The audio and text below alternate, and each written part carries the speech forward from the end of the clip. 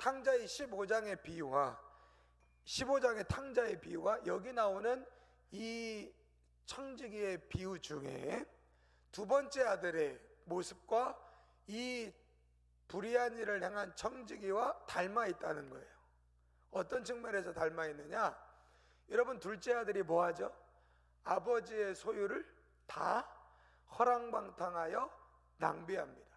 여러분, 이 청지기는요, 부자와 청지기의 관계, 아버지와 아들과의 관계만 달라졌을 뿐이지 이 청지기도 부자의 재산을 다 어떻게 하는 거예요? 지금 낭비하고 있는 겁니다. 둘째 아들도 용서받지 못할 일을 했지만 이 청지기도 사실은 용서받기 어려운 일을 한 겁니다. 그런데 이 둘째 아들은 다 낭비한 다음에 어떻게 해요? 아버지께로 돌아오고요, 이 청지기는 주인의 것을 낭비한다는 것이 드러났을 때 무엇을 하느냐? 자기 주인이 빚을 준 사람들의 채무를 탕감을 해주게 되어집니다. 그런데 이 돌아온 둘째 아들의 아버지는 그 아들의 다 용서해요. 빚을, 아버지의 재산을 다 낭비하고 돌아온 이 아들을 아버지가 다 용서해 준다는 거예요. 이 부자는 청지기가 자신에게 빚진 자의 빚을 탕감해 줄 때에 옳다고 칭찬을 해줍니다. 아주 닮아 있다는 거예요, 두 비유가. 그렇다면 15장의 탕자의 비유에서의 핵심이 뭐라고 말씀드렸냐면, 이 아들의 죄가 얼마나 크냐, 이 아들이 얼마나 죽을 죄를 지었냐, 이게 비유의 목적이 아니라 탕자의 비유에서의 핵심은 뭐라고 말씀드렸냐면 아버지의 사랑이 얼마나 큰가예요. 아들이 얼마나 큰 죄를 범했는가가 탕자의 비유의 핵심이 아니라 이런 아들도 용서하시는 아버지의 사랑이 얼마나 위대하고 큰가, 이게 탕자의 비유의 핵심이라면 이 비유도 마찬가지예요. 16장의 비유도 마찬가지인데 이 청지기가 얼마나 큰 죄를 범했는가, 이게 핵심이 아니라 이 부자, 이 청지기의 주인인 부자가 얼마나 선한 분인가, 이게 이제 핵심이라는 겁니다. 자, 두 번째는 이 청지기가 빚을 탕감을 해줬는데 이 빚을 탕감해준 그 일을 부자가 옳게 여겼다라고 하는 것이 무슨 얘기냐면, 여러분, 사실 이 청지기는요 지금 자기가 할 일을 했다 그러는데, 여러분이 자기가 할 일이라고 하는 것이 지혜롭다, 자기가 한 일을 지혜롭다 이렇게 돼 있잖아요. 이 지혜라고 하는 것이 어떤 의미냐면 자기를 보호하기 위한 최선의 선택, 이런 의미예요. 그러니까 약간은 우리한테는 좀 부정적인 의미가 있습니다. 저 사람 참 지혜롭다, 굉장히 긍정적인 의미잖아요. 그런데 오늘 본문에 나오는 청지기의 일을 지혜롭게 하였으므로 칭찬했다고 하는 이 지혜는 어떤 의미가 맞냐면 그 사람 참 자기 밥그릇은 잘 챙겨, 이런 의미가 강하다는 거예요. 저 사람은 참 자기 살 길은 잘 찾아, 이런 의미를 가지고 있는 것이 오늘 본문의 지혜롭다는 얘기인데, 그러니까 이 사람이 자기 살 길을 찾았다는 거예요.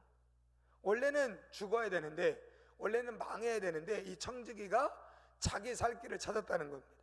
그럼 여기서 자기 살 길이 뭐냐, 이게 중요한데, 이 청지기가 행한 일 중에 자기가 살 길, 이 자기가 살 길은 빚을 탕감해 준 일이 아니라 오직 자기가 살 길은 뭐밖에 없느냐? 주인의 선하심, 주인의 용서, 그거밖에 없다는 것을 지금 간접적으로 표현해 주고 있는 이야기입니다. 그러니까 다시 말씀드리면, 아주 간단하게 정리하면 이런 거예요. 지금 이 청지기가 자기가 잘못을 했는데, 자기가 잘못을 해서 쫓겨날 지경이 됐는데 빚을 준 사람의 빚을 탕감해 주게 되고, 그 일을 부자가 네가 살 길을 행했구나 라고 인정받게 되어진 이 이야기의 핵심은, 이 청지기가 야, 결국엔 내가 쫓겨나고 결국엔 내가 망하는구나. 근데 내가 살 길은 내가 뭘 해도 살 수 없는데 내가 살 수 있는 길은 딱 하나밖에 없다는 거예요. 그게 뭐냐? 주인이 나를 용서해 주는 것밖에 없다. 이걸 깨달았다는 거예요. 그걸 깨달았다는 것을 어떤 일로 표현하고 있냐면 주인이 빚진 사람에게 자기가 탕감을 해준 겁니다. 그러니까 우리가 볼 때는 아니 그걸 주인이 탕감해 줘야지 네가 무슨 권한으로 탕감을 해주냐라고 말하겠지만 주인의 빚을 탕감을 해주는 이 모습을 통해서 자기도 자신의 주인이 자기의 잘못을 용서해 주지 않으면 자기는 다른 방법으로는 살 수 없다라고 하는 것을 이 비유에서 말씀하고 있는 겁니다. 마치 누구처럼 둘째 아들이 아버지의 재산을 다 탕진하고 돌아왔는데 방법은 하나밖에 없어요. 살 수 있는 방법은 하나밖에 없습니다. 뭐죠? 아버지가 자기를 용서해 주는 것밖에 없는 거예요.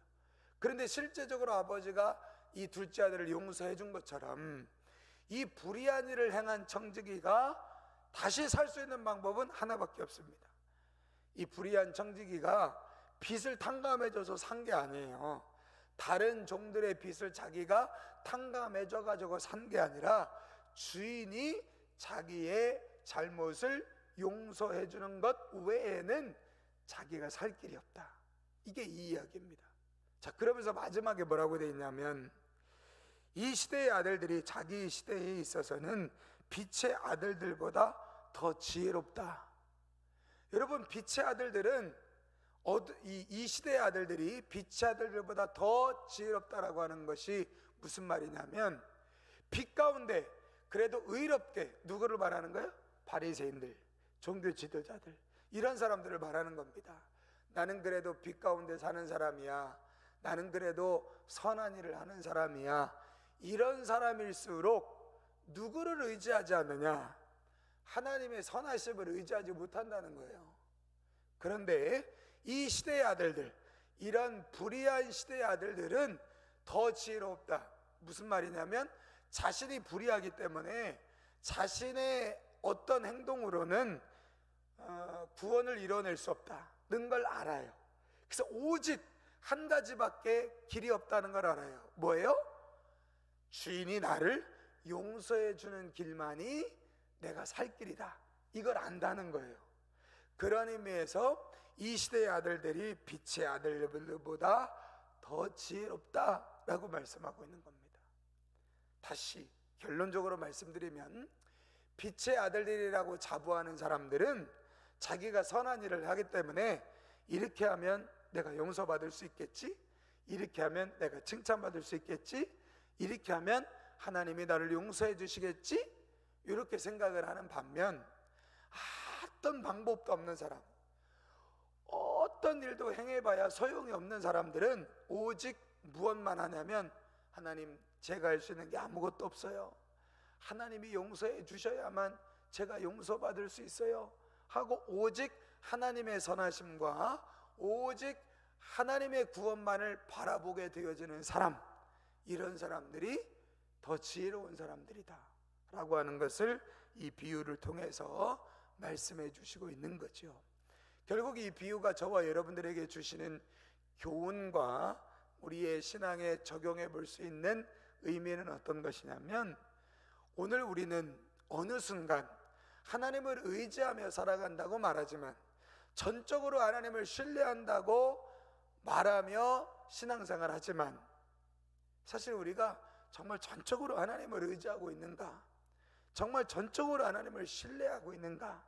정말 전적으로 하나님의 은혜라고 말하지만 정말 전적으로 하나님의 은혜임을 고백하며 살아가고 있는가? 이걸 우리가 다시 한번 돌아보고 생각해 볼 필요가 있다라고 하는 것이죠.